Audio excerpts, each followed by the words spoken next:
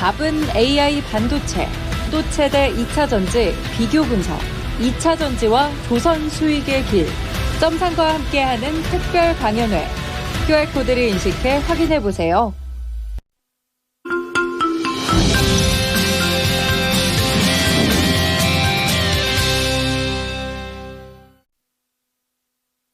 안녕하세요. 모닝쇼 김은별입니다.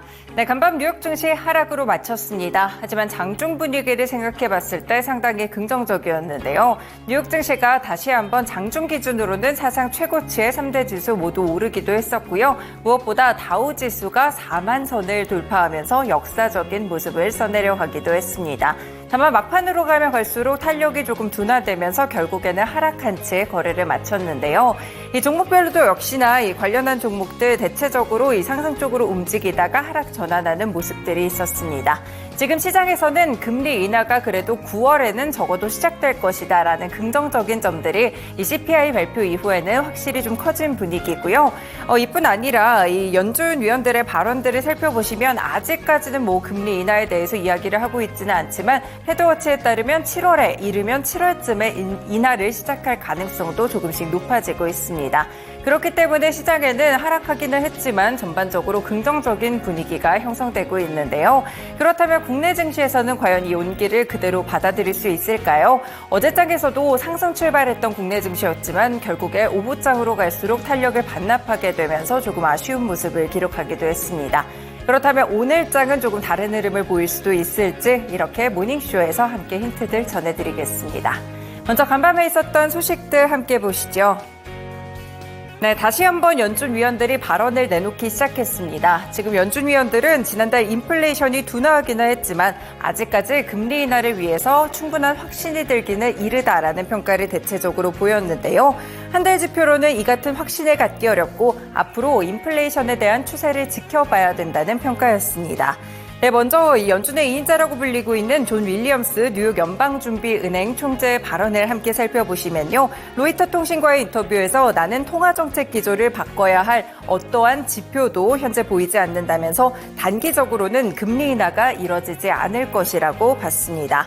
연준이 당장 금리를 내리기에는 시기상으로 인플레이션 하락 추세를 단정할 만큼 충분한 근거들을 확보하지 못했다는 것인데요.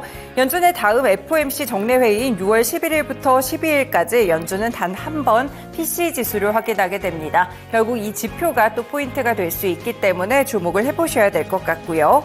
그리고 토마스 바킨 리치먼드 연방준비은행 총재는 증가할 것이라는 예상을 깨고 이 전월 대비 보합 정도를 기록했던 4월의 소매 판매 지표에 대해서 코멘트를 했는데요. 일단은 소비가 엄청나지는 않아도 양호한 속도로는 증가하고 있다라고 평가를 했습니다. 계속해서 가격을 인상할 것이라는 서비스 기업들의 계획도 바킨 총재가 정책에 대한 기조를 쉽사리 변경할 수 없는 이유가 된다라고 설명을 했었는데요. 바킨 총재는 우리는 바람직한 경로에 있고 인플레이션은 하락하고 있다면서도 2%로 꾸준하게 향하는 것은 다소 시간이 걸릴 것이라고 내다봤습니다. 소비자 수요의 일부가 줄어들고 많은 재화기업들이 그랬던 것처럼 서비스 기업들이 가격들을 너무 올리면 고객들이 구매를 멈출 것이라는 이 메시지를 이해하게 되면서 점차 소비가 둔화될 수 있다는 지표로 연결될 것이라고 본 것인데요. 이뿐 아니라 로레타 메스터 클리블랜드 연은 총재도 발언을 했습니다. 여전히 올해 인플레이션과 관련된 진전들이 실망스럽다라고 평가했는데요. 특히 소비자들의 단기 인플레이션 기대가 상승했고 장기 기대 인플레이션도 지금은 다시 한번 상승을 개시했기 때문에 연준이 추가 금리 인상에 대해서 가능성을 열어둬야 되지 않겠냐라는 이야기를 했습니다. 물론 근본적인 기조가 금리 인상은 아니다라고 선을 긋기도 했지만 역시나 약간의 매파적인 태도를 유지하는 모습들이 있었다는 점에서 연준 위원들의 스탠스는 결국 인플레이션 지표를 꾸준하게 확인하겠다 정도로 요약해 볼 수 있겠습니다. 네, 다음 지표로는 매주 발표되고 있는 신규 실업수당 청구 건수 보실 텐데요. 미국 노동부는 지난주 신규 실업수당 청구 건수가 22만 2천 건으로 한 주 전보다는 1만 건 정도 감소를 했다고 밝혔습니다. 사실 지난주 수치가 상당히 중요했었죠. 굉장히 오랜만에 좀 큰 폭의 높은 수치가 나오게 되면서 고용시장이 드디어 씻고 있는 것이 아니냐라는 기대감을 주기도 했었는데요. 직전주의 청구 건수는 23만 1천 건에서 23만 2천 건 정도로 1,000건 상향 조정됐습니다. 지금 신규 실업수당 청구 건수는 지난해 9월 팬데믹 이전 수준인 20만 건대 초반 언저리에서 계속해서 등락을 좀 거듭해오는 모습을 기록하다가 지난주에 다시 한번 지표가 솟구치는 모습을 보였는데요. 그리고 최소 2주 이상 실업수당을 청구하게 되는 계속 실업수당 청구 건수는 179만 4천 건으로 전주보다는 13,000건 함께 증가했습니다.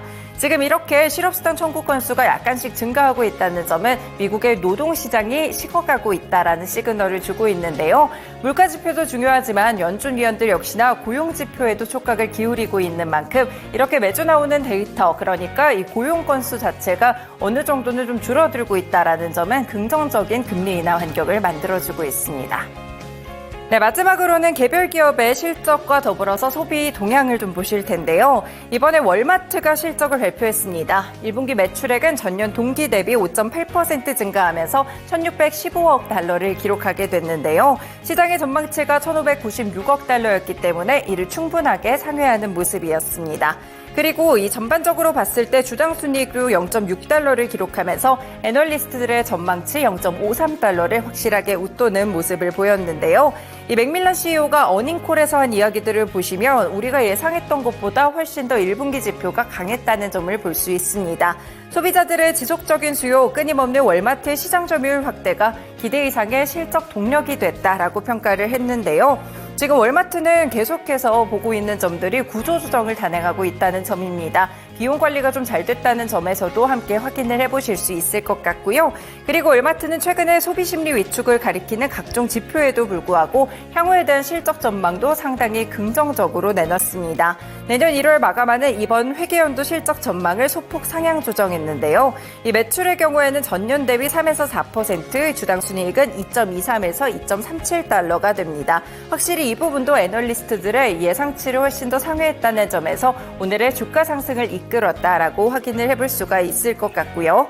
그리고 이 소비 지표들 보실 때 소매 판매 업체들의 지표들을 보실 때 가장 중요한 부분이 동일 점포의 매출 증가율입니다. 이 부분도 3.8%를 기록하면서 전망치를 웃돌았다는 점 확인해 볼 수 있겠고요.